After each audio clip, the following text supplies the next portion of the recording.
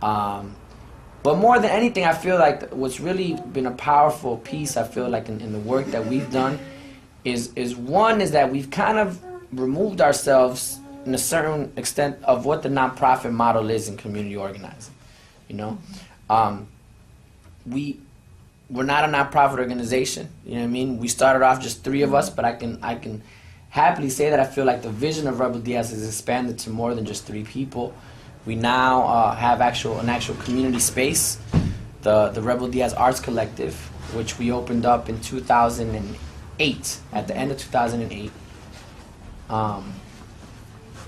Actually, no, 2008. 2008 we opened it up, like around November, December 2008. And it's an autonomous community space, which we felt was very much needed in the South Bronx, right? And the reason for that was because we felt that there was a lack, for one, in New York, anybody's been to New York, there's just a lack of space, period. You know what I mean? Everybody lives on top of each other.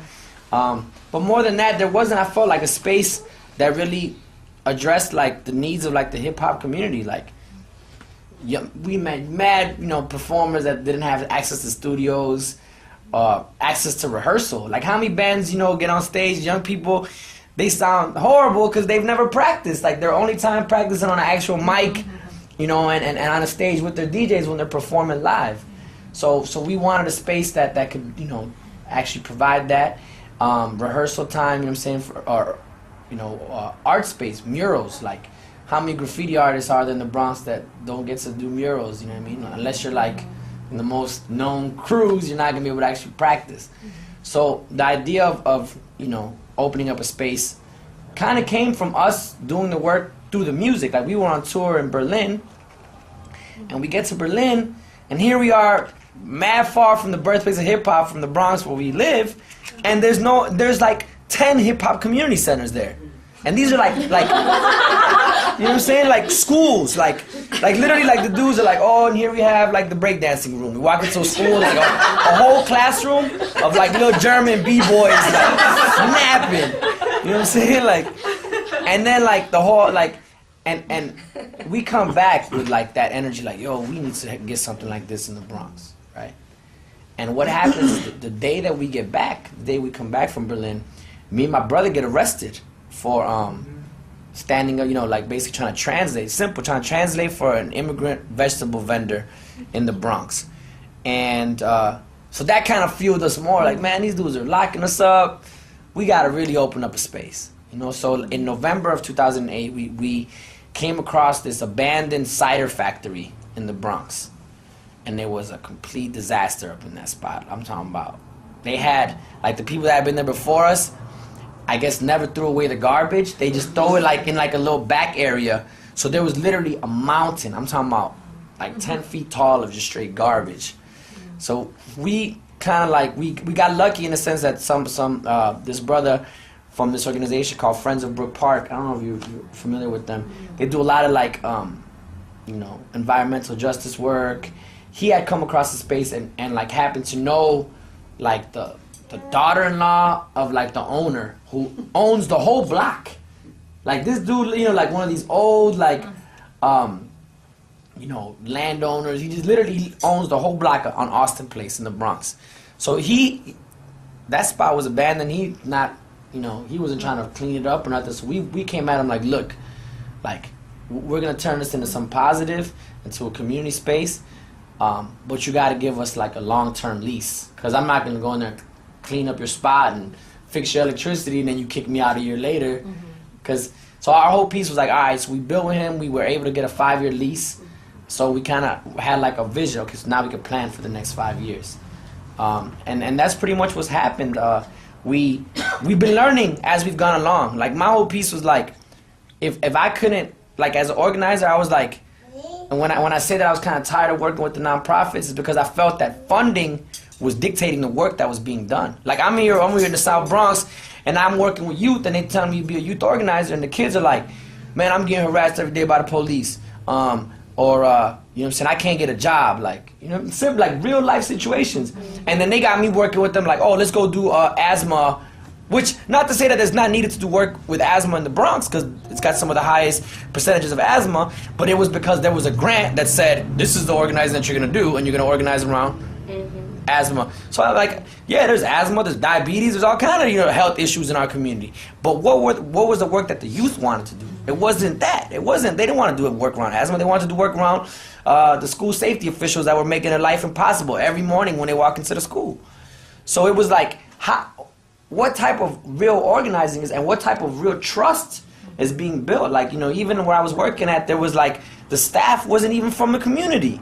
So it's really easy. You come in from Brooklyn, you got your college degree, and you want to, like, make yourself feel better that you're doing positive work. So that's easy work. You getting paid $34,000 a year, or whatever, 29, whatever. The salaries are for organizers nowadays. But I felt like there wasn't a real connection. So my first move was like, my idea was like, if I can't organize my block, then all this stuff I'm talking about in my music is a lie. I might as well be like a fake gangster rapper. I mean, what's the fake organizer? Yeah, like a fake. We call them a studio rebel. That's how they term. You know what I'm saying? Like, yeah, you know what I'm saying? F the police and kill the system, but I can't even organize 3 people on my block. Well, 3 people don't know you. Yeah, or people in my community don't even know who I am. So like that was and this is something that we didn't really start, like kind of process until 2 years being in the group, So that was a real, like, it was a challenge, because it's like, and I would even say for some of y'all, like, reflection-wise, like, I was like, how are we going, how do you make that connection? And I'm happy to say that it happened naturally.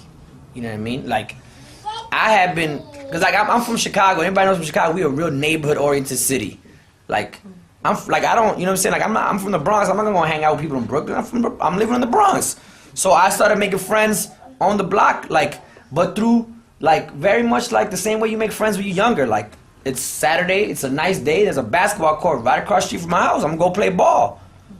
You know what I mean? So, or for example, like, yo, I like sports, you like sports? What's up, y'all gonna watch the Giants game? I can't watch the Bears, so you gonna watch the Giants game? I'll be a Giants fan for now. And it was crazy, but like the year the Giants won the Super Bowl, I was at like the neighborhoods, all the fellas from the hood, I was at their house every Sunday. And like, that's how trust was built. You know what I mean? I didn't walk into their environment with a moral umbrella, which is a mistake the movement makes a lot of times also.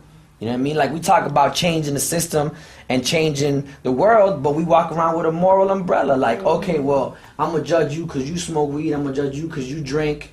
I'm going to judge you, you know what I'm saying, because your rhetoric isn't, you know what I mean, like, on point, and you haven't read enough books as I can. You can't quote Malcolm X the way I could. But it happens, you know what I mean? Like, we get access to information a lot of times, and it kind of like, it puts us in a privileged position, but sometimes we kind of act like, we act on that privilege a little bit, you know what I'm saying? Like, we kind of like, I know mad folks that I build with that are like, that walk around with their fist up and an Asada Shakur shirt on, but walk into my hood and look down upon the brothers that we're building with. So, just from conversation, I'm building with the brother, I'm like, man, we got this real big space that we could build like an ill studio that we can all record in.